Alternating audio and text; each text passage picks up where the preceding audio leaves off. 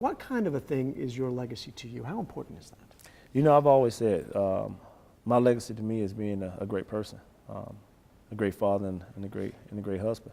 I think that for me, that's what I want my legacy to be about. You know, I've always said that someone to be able to tell Christian, Christina, and Charity that their dad was a great football player, but no one's going to ever tell my kids that their dad was a great dad and a great husband.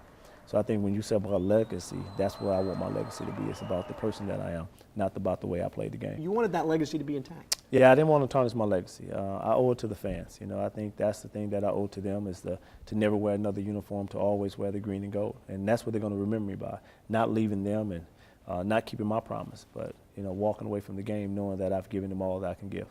Tell me about your relationship with the fans. How has that grown and blossomed over the years? Well, I think they see me as that down-to-earth person. You know, I think they've always put me on a pedestal, but I've always told them that I'm not up there, you put me up there.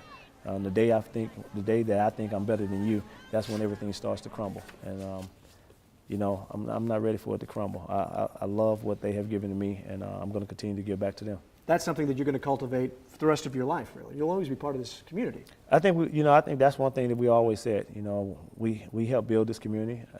We're not going to leave it. You know, I think people think sometimes when players leave, they leave the community and they go back to their own home environment and they try to help out there. But I have to continue to do the things that I've done here, and it's not gonna change.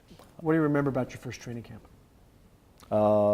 Walking out on that field and seeing all those fans hanging around that fence.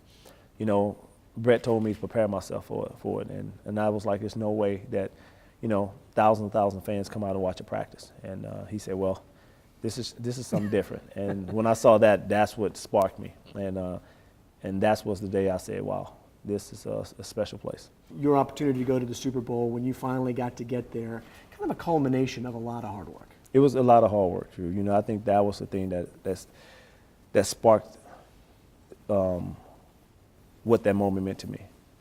Because every year you think, I'm only one step from it. You know, I'm only 2 games from it. And to actually meet that milestone, to reach that milestone was special. Now, you're going to come back and visit us every once in a while? I will. I'll be back as much as possible. You know, I think I was messing with Tina and telling her that she should come back and do the better half and do the show. So if she comes back, then that means I got to come back and do Inside the Huddle. Love to.